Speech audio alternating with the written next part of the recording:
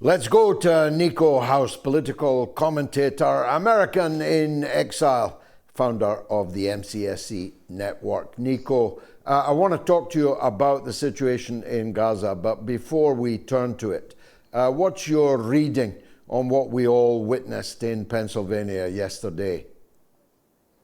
To be completely honest, I feel like it was an inside job. I know a lot of people would want to believe and find it easy to believe that it was like a false flag or Trump trying to promote himself. But to be honest, he had nothing to gain from this. He was already beating Biden into a pulp, or rather Biden and the Democrats were beating themselves. So there would be no reason for him to do this. Let's not forget, tomorrow is the Republican convention. And if Trump was taken out yesterday, guess who would be the Republican nominee, George? Nikki Haley. So in other words, you end up with an imperialist or a worse imperialist if Trump is out. But the common denominator between a Nikki Haley and a Biden or a Kamala, for example, is predictability. And to be honest, this wouldn't be the first time that the U.S. government has conspired from the inside to try and take out Trump in one form or another. People seem to forget Andrew McCabe was fired by the FBI because he conspired with the Clintons and others to propagate this Russiagate nonsense. James Comey, same thing. Other members of the FBI, same thing. So this isn't the first time that, it wouldn't be the first time that the intelligence community or the powers that be conspire from within to take out Trump, because as bad as Trump has been on many policies, whether it be the coup in Bolivia, taking out Soleimani, Syria, even domestic policy, the problem that they've always had with Trump is that he's not bad enough, which is why they put Biden in place to begin with. Not bad enough, and the key word you used there, unpredictability. They can deal with a Nikki Haley because they can be absolutely certain. The notes that she will strike, the policies that she will support, she'll take her hymn sheet from Netanyahu, especially, but she'll toe the line on NATO, the war in Ukraine, and so on. You can't guarantee that Trump will do any of those things. Yeah, you can actually guarantee that he has a problem with Zelensky and giving all this money to the Russia-Ukraine war. He's voiced that. He's also been a little bit wishy-washy, if you will, when it comes to Netanyahu's actions in Gaza. Trump has an ego problem, and he is a man who is well conscious about the PR that surrounds him, and he does not like to be associated with losers.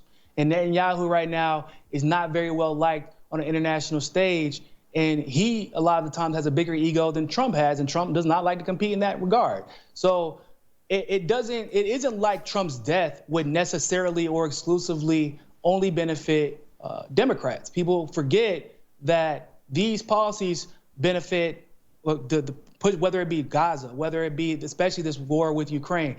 It benefits the Democrats, but it more so benefits the globalist elite, the members of the Atlantic Council, for example, NATO members, everyone who's profited in some way, form, or fashion from the war and corruption in Ukraine, not just over the last couple of years, but really since starting before 2014. And Trump is, I would feel like it's pretty safe to say, a vindictive man, especially considering he did not go as hard as he could have against Hillary Clinton, all those who conspired against him in 2016.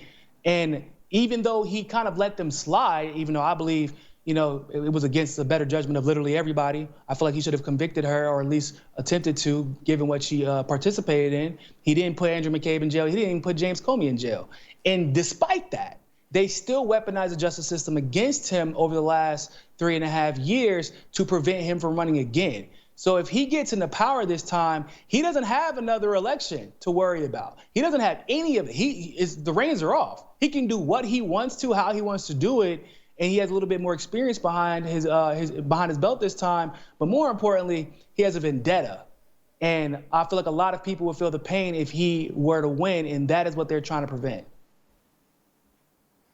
Yeah, absolutely. And that's a very good set of reasons for suspecting who was behind the gunman.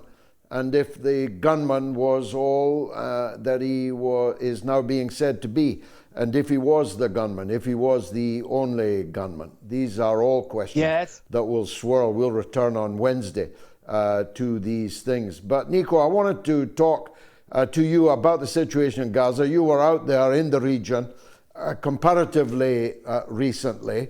One of the things that yesterday's events has wiped out is the fact that last week was an epic week of slaughter of civilians, families, women, children, in a place that the Israeli government had told them to go to as a safe zone. And it was Joe Biden's baby buster 500-pound bombs that they dropped on a camp, slaughtering well over 100 people in a single strike. Nobody's even talking about it. The blood of these children sure ain't as important as the blood coming out of Joe Biden's, Donald Trump's ear, is it? Yeah, and it's sad because that isn't even the end of it, right? They dropped flyers telling them to leave Gaza City. Gaza City being a massive city, the largest city in Gaza in the north area, telling them to go south to another quote unquote designated safe zone where, of course, it appears that they're just calling Palestinians. This effectively leaves them nowhere else to go. And a week prior to that, they announced plans to completely annex the West Bank, right? So if they can't go to the West Bank, and obviously we know that those Palestinians can't leave the West Bank, and then they're dropping bombs in northern Gaza, in central Gaza, and in southern Gaza, and in the safe zones. Once again, this calling it a genocide is almost not taking it far enough, because at least in a genocide, there seems to be, you can have people that you're trying to kill most of the people, but you're really trying to get them out of an area and erase them from the area. What this is an extermination. This is an extermination. There is a clear intent to kill everyone who will not leave. And even knowing that there is nowhere to go, there's literally just the sea where they're trying to send them to. There's the sea and there's Egypt. And Egypt has made it clear they're not going to continue to allow Israel to just push Palestinians in. So they're going to bomb them into oblivion. And once again, it seems like there is a certain value that has been put on other people's lives. But when it comes to these Arab Palestinians or the Syrians or the Lebanese, that value is not attached to their lives. And it is in time that we actually have an important conversation as to why that is. Well, it's racism, pure and simple, isn't it? Israelis are projected to us as people like us, as indeed most of them are. They used to live near us, and now they live there on somebody else's land. They are people like us because they are overwhelmingly European people. At least the people in power, in wealth and power in Israel, are European people. So when I say people like us, I mean people like me. Forgive me. There are a couple that look like me in Israel, but you are right. The ones that look like me, they get treated as such, right? Those of African descent, a lot of the Sephardic Israelis, they get treated as such. And although you might, every now and then, you might try to see Israel put them on a poster for the IDF, because everyone starts to call out their racism, so they have to prove that they're not actually all European or all racist. The truth of the matter is, when those cameras are off, and in real life, because I actually know Israelis, those black and brown Israelis do get treated as somebody in the U.S. would get treated. But you're right, they present them like they presented the Ukrainians, right? The Ukrainians, when the war started and they were claiming refugee status in Europe, they said we have to accept them because they're European like us. They look like us. Even in the United States, they're getting Social Security benefits. 100,000 at least have gotten Social Security benefits. Why? Because they're quote unquote like the majority of the United States. But when it comes to like victims from political refugees from Haiti, for example, they're being treated like garbage. They're being treated like predators when they're just trying to find a home because their home has been destroyed too. In a lot of ways, like for the same reasons as the homes in Ukraine have been destroyed because of the United States involvement. So the only difference might be their belief system and the skin tone. I don't know why, but what you just said there sparked a question in my mind. in normal times, if there are anything that can be called normal times, living in Israel is a good life. It's a very beautiful country, nice beaches, and a high standard of living, at least a European standard of living. I wonder if Americans know that Israeli citizens have so many things that American citizens don't have. Free health service, free university, free education.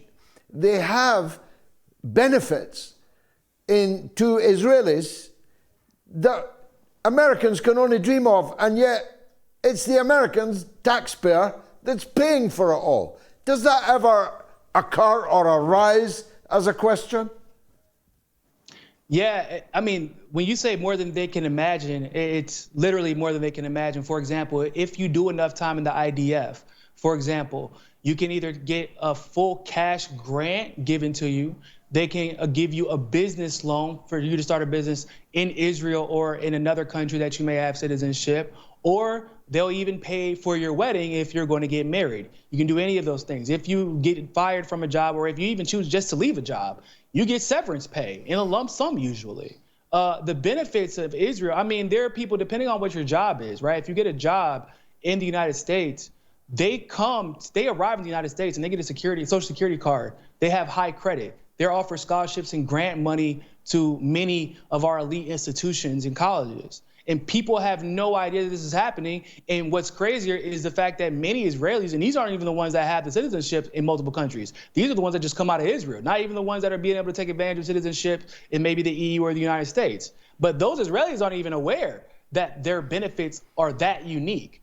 And most Americans aren't really talking to Israeli about those benefits because a lot of them are just busy scapegoating immigrants who are paying their taxes, but because of the complexities and how expensive it is to get a citizenship in the United States, they think that those immigrants don't deserve the same dignity and benefits, even though they're paying for them. But when it comes to Israel, all the benefits that they're receiving, whether it be in Israel or their home country or in the United States when they're coming to visit and work, we're paying for it. We have given more aid to Israel than any other foreign power in the world. We've given more aid, both military and just regular humanitarian aid to Israel. That's insane because we don't really know why, because not only does the United States give it to them, but the rest of the Western world gives them aid. They're living and leeching off of the Western world, but yet they seem to only answer to themselves. Extraordinary. Niko House, as always, great to hear from you. Sorry it's shorter tonight because of the fast-moving story.